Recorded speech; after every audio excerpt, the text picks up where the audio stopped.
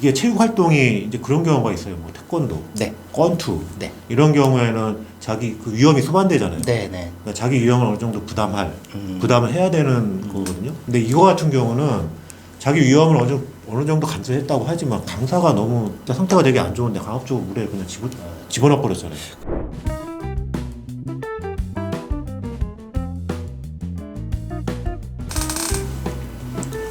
예, 안녕하십니까. 바로닷컴의 부부손해사정사입니다. 네, 바로닷컴의 이정우입니다.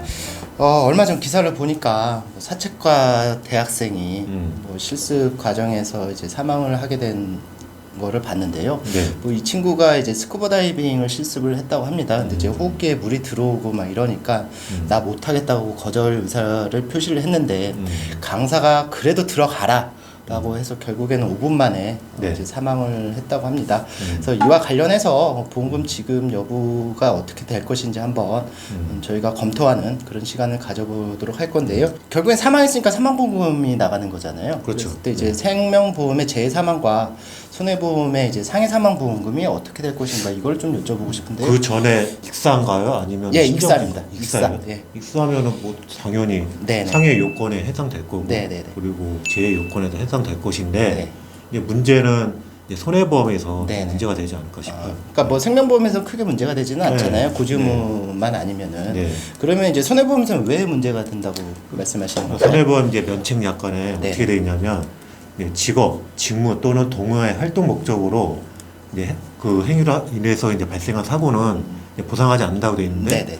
스쿠버 다이빙도 그 동호회나 이제 그런 목적에 이제 포함되고 있거든요. 네. 그러니까 그 행위라는 게 이제 위험한 취미 활동들 뭐 예를 그렇죠. 들어서 뭐 행글라이더, 네. 스쿠버 다이빙 뭐 이런 것들을 네. 이제 약관에다가 이제 모아놨는데요. 뭐 그거는 여기 화면을 보시면은 네. 그 약관에 다 열거돼 있습니다. 예, 그거는 이제 확인하시면 될 것 같고요. 그랬을 때 지금 학교 실습을 하던 중이었단 말이죠. 네. 그러면은 직업이나 직무는 아닌 것 같고 동호회 활동에 해당하느냐 뭐 이 부분이 좀 다툼이 생길 것 같기는 하거든요. 네. 뭐 이에 대해서는 어떻게 생각을 하고 계십니까? 동호회라는 거는 제일 그 포인트가 네네.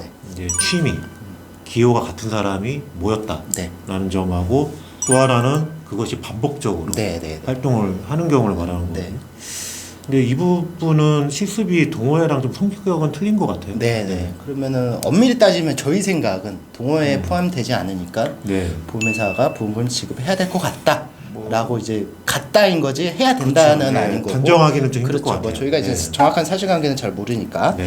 근데 이제 제가 봤을 때는 지금 말씀하시는 걸 보면은 동호회는 아닌 것 같다라고 말씀하셨잖아요. 네. 그러면 결국에는 보험회사는 직업, 직무, 동호회 이 세 가지에 대해서만 이제 면책을 할 수가 있다고 이제 되는데 이게 이제 해석이 좀 분분할 수가 있지 않습니까? 그렇죠. 네. 이제 보험 약관에 대해서 해석이 이제 다 분분했을 때는 뭐 그런 원칙들이 있잖아요. 네. 뭐 그런 거는 어떤 게 있을까요? 뭐 일단 객관적 해석의 원칙이라는 게 있는데 네네. 이제 그게 뭐냐면은 해당 면책 약관 특히 네네. 약관 조항을 일반 사람들한테 보여줬을 때 네네. 한 10명한테 보여줬어요. 네. 그러면 4명은 A라는 의견, 6명은 B라는 의견. 네네. 그러면 뭐 어떠한 상태인 거예요? 뭐 애매모호하잖아요. 네. 애매모호하죠. 네. 이제 그런 경우에는 이제 작성자 불이익의 원칙을 이제 적용하는 거예요. 그래서 왜냐면 애매모호하기 때문에 네네네. 너 쓴 사람이 그 약관을 만든 사람이 그쵸. 무조건 불이익으로 해석을 한다. 그런 원칙입니다. 그게 이제 법률로서 규정이 된 거죠. 그렇죠. 예. 알겠습니다. 그리고 또 요거 같은 경우에는 이 면책 약관에 대해서 네. 이제 보험회사가 계약 당시에 네. 계약자한테 설명을 해줘야 되는 의무가 발생하느냐 이 부분도 좀 문제가 될 것 같거든요. 네. 그 이제 설명 의무를 보험회사가 위반했을 때는 그 설명하지 않은 내용 그걸 이제 계약의 내용으로 주장하지 못하게 되잖아요. 네. 얘는 지금 어떻게 뭐 이정원 선생님 보기에는 설명 의무 대상과 관련해서 좀 문제가 발생할 여지가 있을까요? 뭐 말씀하셨듯이 이제 이 부분은 이제 중요한 사항으로 네. 설명을 할 의무가 있다고 이제 다수 판례에서 판시를 하고 있단 말이에요. 다수의 판례에서 그렇죠. 예. 이 피해자한테 어떠한 설명 의무가 어떤 식으로 행해졌는지는 알 수가 없잖아요. 네네네. 예, 그거는 이제 사실관계에 따라 좀 틀릴 것 같아요. 그렇게 되고 그러면은 네. 이거 조금 다른 문제인데요. 네. 그 강사가 형사처벌을 받았잖아요. 계속 네. 들어가라고 해서. 네네.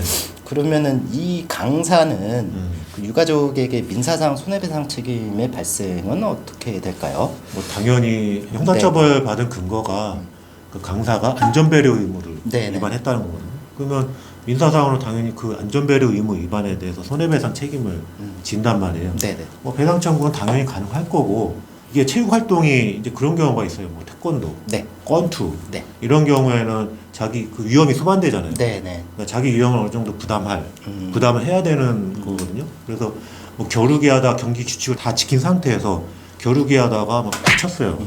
때리지 말고. 그렇게 다치면은 네. 상대방이 이제 배상 책임을 안 지는 경우가 되게 많아요. 네네. 근데 이거 같은 경우는 자기 위험을 어느 정도 감수했다고 하지만 강사가 너무 상태가 되게 안 좋은데 강압적으로 물에 그냥 집어넣어 버렸잖아요. 그러면 뭐 나중에 손해배상에 산정할 때 네. 과실 부분에서 좀 간경은 될 수는 있겠지만 감경은 좀 될 수 있을 것 같아요. 근데 이제 손해배상 책임은 발생할 것 네. 같다. 네. 뭐 그렇게 보면 될 것 같고요.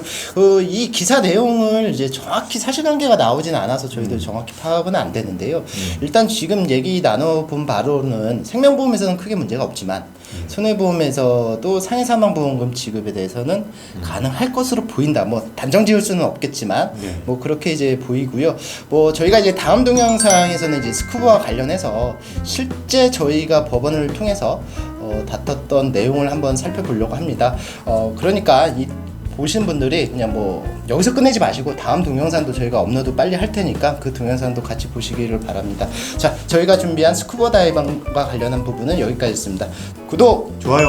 알림 설정 부탁드립니다. 또한 근로서 보험과 관련된 내용을 더 보고 싶으시다면은 화면에 나오는 방법대로 저희 블로그를 방문하셔서 보시면 될 것 같고요. 상담을 원하시는 분들은 카카오톡 오픈 채팅을 통해서 상담 요청하시면 됩니다. 감사합니다.